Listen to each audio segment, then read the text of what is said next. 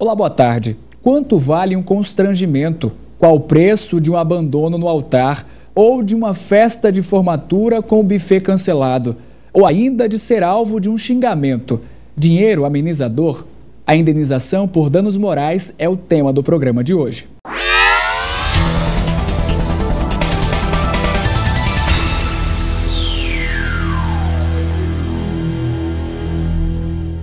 Se estivéssemos vivendo sob a lei de Talião, a lógica seria a do olho por olho, dente por dente. Hoje não se paga uma lesão com a mesma moeda. As vítimas podem converter a extensão do dano sofrido em real, em dinheiro. É a indenização por danos morais. Para discutir sobre esse tema, convidamos os professores de Direito da Facisa, Alexandre Leal e Manuel Maria. Boa tarde, professores. Obrigado por terem aceito o nosso convite. Sejam bem-vindos aqui ao programa Tema Jurídico do curso de Direito da Facisa. Hoje a discussão é sobre danos morais. De início, vamos definir então esse objeto. Professor Alexandre. Rodrigo, boa tarde a você, boa tarde ao colega Manuel Maria, boa tarde às pessoas que nesse instante nos acompanham em casa. De uma forma bem simples, para que quem esteja em casa nesse momento possa entender, o dano moral nada mais é do que a consequência de um ato causado por alguém, quem quer que seja, que trouxe para você constrangimento, humilhação, dor, angústia. E que, obviamente, quem foi o responsável por esse ato, que trouxe essas consequências danosas para você, terá a obrigação de indenizar. Agora, professor Manuel, a filosofia do dano moral é nova ou a popularização do termo é que é recente? Boa tarde. Boa tarde, Rodrigo. Boa tarde, professor Alexandre. É uma satisfação estar aqui no programa. A questão do dano moral, ela remonta ao início do século passado. Acontece que até os idos de 1980, os tribunais brasileiros divergiam sobre a possibilidade de reparar uma dor através de uma quantia em dinheiro. Com a Constituição de 1988, o tema restou pacificado e, a partir de então, não restou mais dúvidas de que seria possível reparar essa dor através de um valor pecuniário. Contudo, o tema, para o grande público, ainda é recente, porque a Constituição tem pouco mais de 20 anos.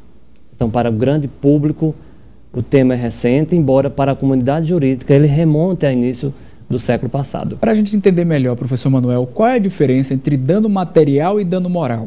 O dano material é aquele que atinge valores e bens de natureza patrimonial, como dano a um veículo, a uma plantação, a uma construção, a um imóvel qualquer.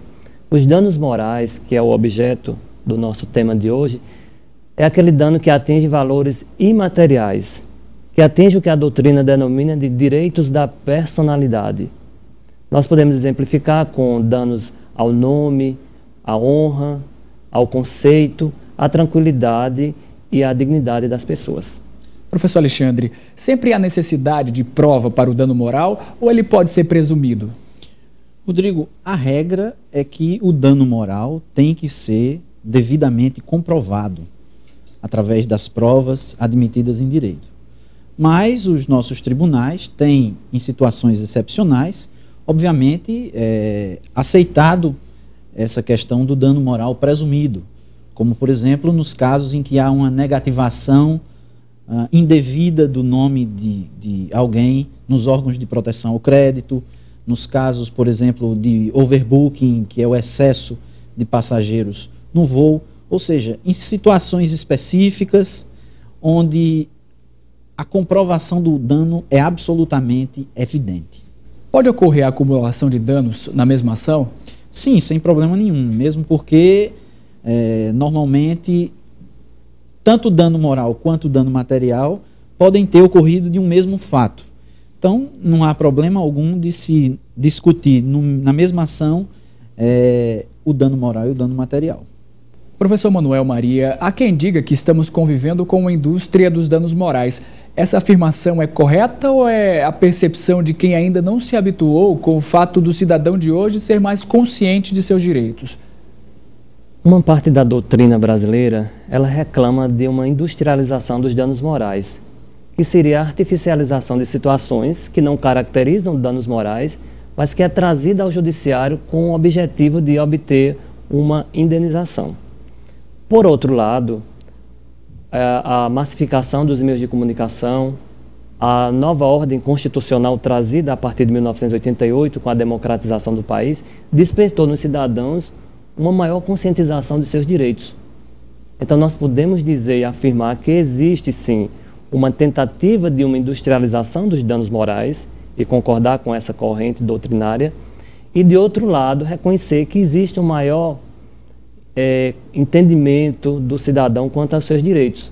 Então caberá ao judiciário, aos magistrados, separarem o joio do trigo e reconhecer dano moral quando efetivamente ocorreu um dano moral e rechaçar aquelas ações onde há uma mera tentativa de locupletamento ilícito com o artifício de uma situação que em si não caracteriza um dano moral. Agora, professor Alexandre, como mensurar em valores financeiros um dano moral com bases afetivas, por exemplo? Rodrigo, essa questão é muito profunda e interessante. Na verdade, mensurar a dor, o sofrimento, é algo muito difícil de se fazer. E ainda mais quando essa dor, esse sofrimento, está na seara afetiva. Como calcular, por exemplo, a dor, o sofrimento de uma noiva que é abandonada no altar. Na verdade, a lei não estabeleceu critérios objetivos para se calcular o valor dessa indenização. O magistrado, na hora de decidir uma determinada ação, tem, obviamente, que se valer de alguns critérios, como, por exemplo, utilizando os princípios da razoabilidade, proporcionalidade. Na verdade, ele tem que ter bom senso, mas a gente não tem assim um valor estabelecido para cada um desses danos, principalmente na seara afetiva. Acaba se tornando polêmico, não é? É bem polêmico, porque normalmente a pessoa que ingressa com a ação considera o valor estabelecido em juízo a título de indenização como muito pequeno e, por outro lado, a pessoa que sofreu aquela condenação, na maioria das vezes, considera absurdo